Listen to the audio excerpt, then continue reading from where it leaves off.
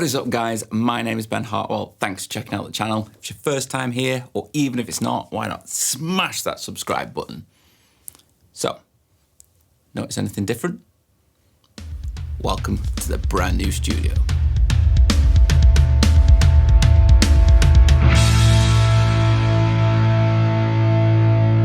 So at this point, you might have noticed that I've not posted for probably over a month now, with good reason. And it's all been because I've been getting this place ready. And there's still a way to go. I thought it'd be cool to show you guys where we're at. So about a month ago, the lease was up on my old place, and to renew the lease was getting quite expensive for such a small room. So started looking for some alternative spaces and found this one. It's 3 times the size of my old place and managed to get it for a really good price. So this is it, the brand new studio. The old studio was a very small room. We were running out of space rapidly. So this place is a much bigger space. We've got loads of room for all the gear and all the things that we want to do in the studio. The only downside to getting this studio was it was a basic white box. This is one of the older rooms here at this facility and it had not yet been refurbished. So part of the deal was that we could do whatever we wanted to the room. That meant bribing a few of our friends to come down and help us paint this whole room.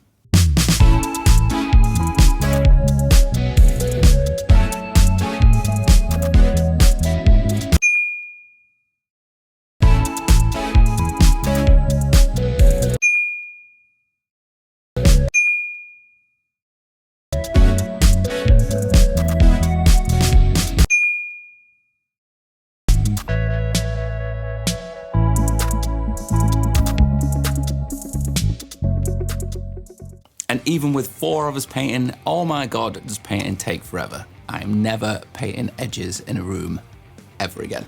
So we went for this really cool gray and dark blue theme with some darker gray accents, and I think it ended up looking really cool. The next big problem to sort out was the floor.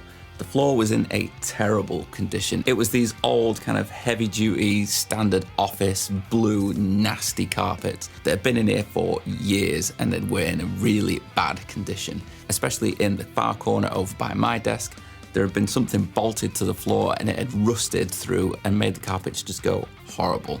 So they had to be sorted. We already had some of the rugs from the old place, so we figured we'd just get another one, lay those down. Then we got these wicked carpet tiles and I'm just in the process of covering the entire floor in them.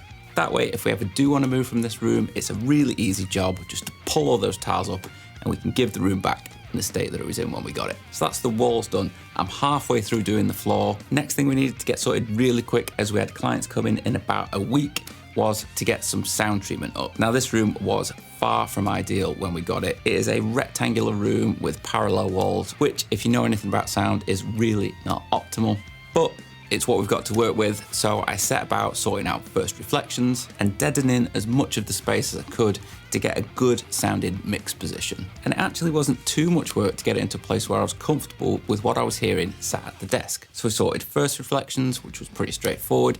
Second reflections, we've got bass traps up in the corners, started to do some of the ceiling. It is already a suspended ceiling in here, so I think that is helping a little bit with the sound, but I am going to put more treatment up on the ceiling. Got a whole other box of treatment from Pro Acoustic, and that's for the far wall, the ceiling, and for in the corner that we're turning into a vocal booth.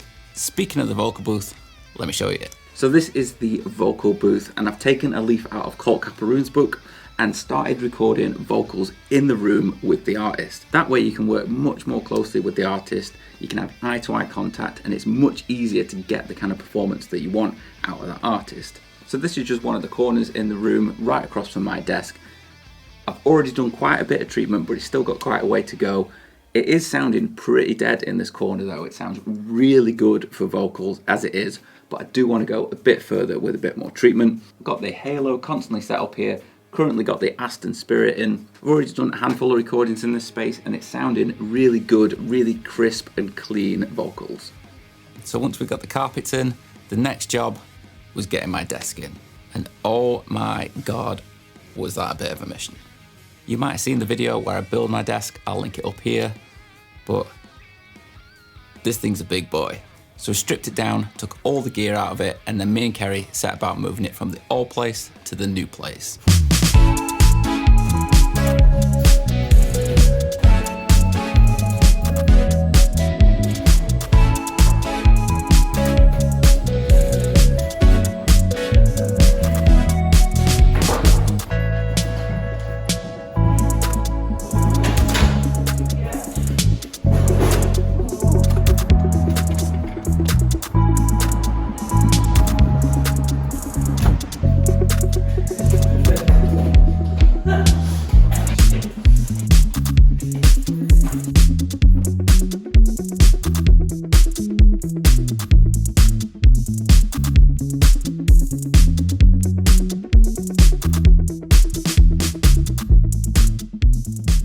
Now, fortunately, the new place is only 2 minutes from the old place, but still, moving this beast is not an easy job. In the old studio, we could get it in the lift, so that wasn't too much of a problem. It fits almost to the millimeter into my car, so we drove it down here, and then it was just a case of manhandling it down the stairs, along the corridor, and into the new office. And in this new room, that desk that took up an entire wall in the old place looks tiny. And it meant that I was able to build out my work area much more than I was in the old room. So I can have the guitar rack and the amps and everything just surrounding me into a really nice working environment. And taking a useful tip from Tim Pierce, I've left a decent sized gap between the desk and the wall, which means that I've always got access to the back of the rig for hot plugging, moving bits of gear around, changing cables, whatever needs doing. It's a really good tip and saves having to reach over the desk and struggle to change things about. So we got my desk in. Next was to build Kerry's new setup and get all that in. And the only thing we're waiting on in that area now is Kerry's new iMac.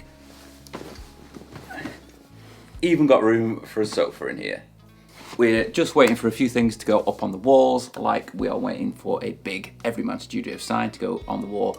So it's the first thing that you see as you come through the door. So this back wall is the wall that still needs the most work doing. It's gonna be our photography wall, but we've still got to get things like our photography reel in. I have stolen an awesome idea from my mate Samuel with these massive polystyrene boards. He actually uses them for controlling light for photography. I'm using them for controlling sound and reflections in this room. They're really lightweight, really easy to move, and they do a really good job of controlling sound and reflections. They're awesome.